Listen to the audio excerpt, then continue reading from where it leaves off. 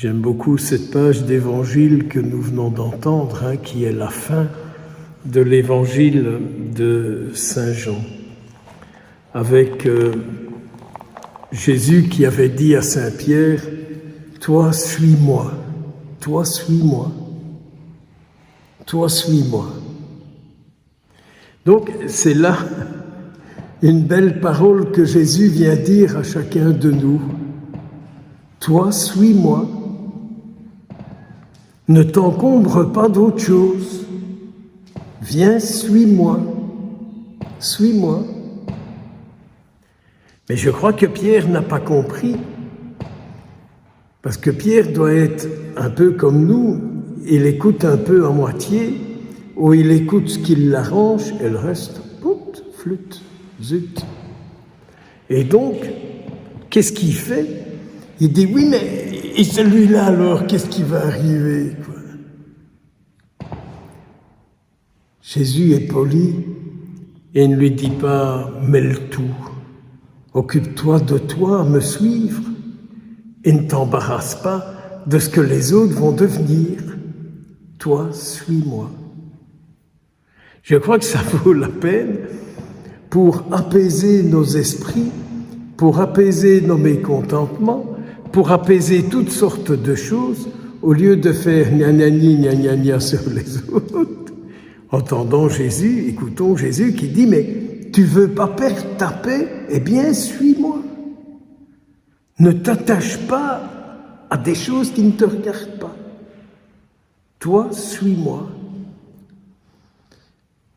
Disait ce matin Jésus dans ma prière, si tu pouvais réaliser cette parole en moi, que je n'ai que le souci de toi dans ma vie et que je ne me laisse pas encombrer par toutes sortes de trucs.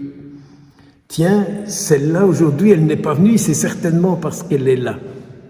Ou c'est peut-être parce qu'elle fait ça. Et alors je fais la liste des absents, je me dis, ben oui, il y a une pieuserie du renouveau à tel endroit, il y a un truc de ça à tel endroit, on ne me dira pas la vérité, mais je l'apprendrai par la bande, comme c'est toujours. Et alors ça tourne, ça tourne. Et j'entends Jésus qui dit, arrête, mais arrête, mais arrête. Laisse-les courir où ils veulent, laisse-les faire ce qui leur passe par leur tête. Si ça les amuse, toi, suis-moi. Alors, si déjà Jésus savait infiltrer cette grâce en chacun de nous, nous aurions beaucoup de paix et beaucoup plus de liberté et de place pour lui en nous. Parce qu'au fond, ce qui manque, c'est de la place pour Jésus en chacun de nous.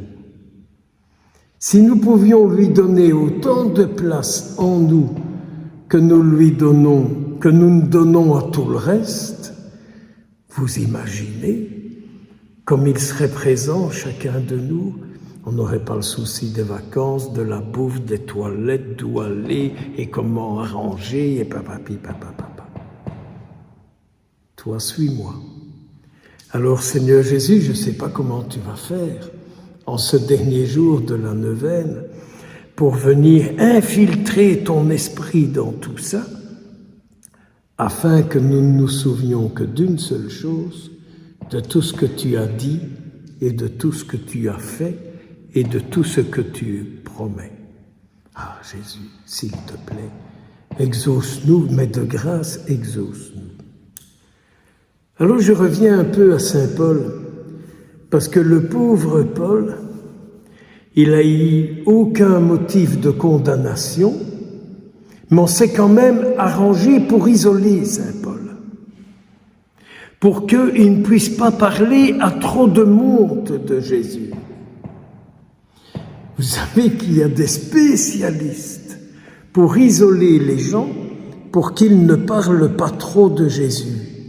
Il y a des spécialistes pour faire ça. Il y a des spécialistes pour isoler ceux qui parlent du Christ, pour qu'ils n'en parlent pas de trop. Je pourrais vous citer des exemples, et même beaucoup d'exemples, qui sont en fait de la jalousie. On jalouse Paul parce qu'en fait, Paul a du succès dans sa manière de parler de Jésus. Et donc on isole Saint Paul. On lui a permis de vivre dans un appartement, mais quand même surveillé, quoi. Quand même surveillé, quoi. Ah, quelles des saloperies tordues, de mauvais esprits qui rayonnent partout. C'est à cause de l'espérance d'Israël que je porte ces chaînes, disait Saint Paul. C'est terrible. Mais quand même, on lui permettait d'accueillir quelques personnes, quoi. On lui permettait d'accueillir quelques personnes qui venaient chez lui, à qui il pouvait annoncer le règne de Dieu, à qui il pouvait parler de tout ce qui concernait Jésus.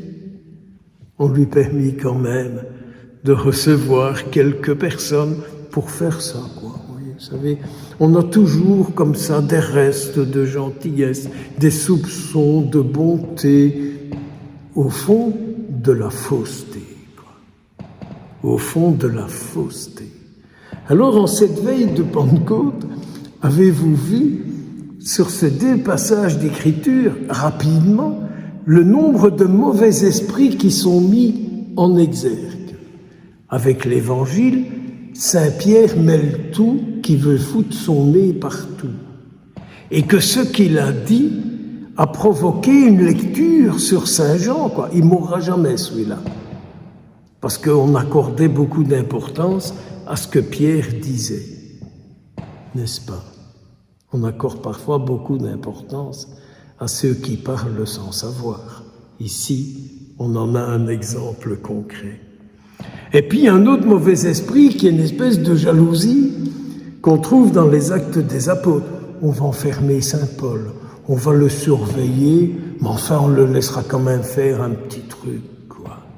On le laissera quand même faire un petit truc, comme ça il sera un peu dans l'illusion qu'il n'est pas tout à fait en prison, qu'il n'est pas tout à fait claquemuré. Mais si Saint Paul ne vivait pas de sa rencontre avec le Christ, je ne sais pas comment Saint Paul aurait pu tenir. Alors que deux fois, je me dis, mais même pour moi-même, si je ne vivais pas de ma vie avec le Christ, je ne sais pas comment je ferais pour tenir. S'il fallait tenir par la reconnaissance institutionnelle, s'il fallait retenir par la connaissance des pratiquants, s'il fallait retenir par ceci, par cela, il y a longtemps que je serais sous antidépresseurs, neuroleptiques et tout le branle avec. Alors, en cette veille de la fête de la Pentecôte, en ce jour où nous prions la Sainte Vierge, qu'elle nous obtienne à sa prière une grande grâce, l'accueil de l'Esprit du Seigneur et la grâce de faire ce que Jésus dit, « Toi, viens, suis-moi. » Amen.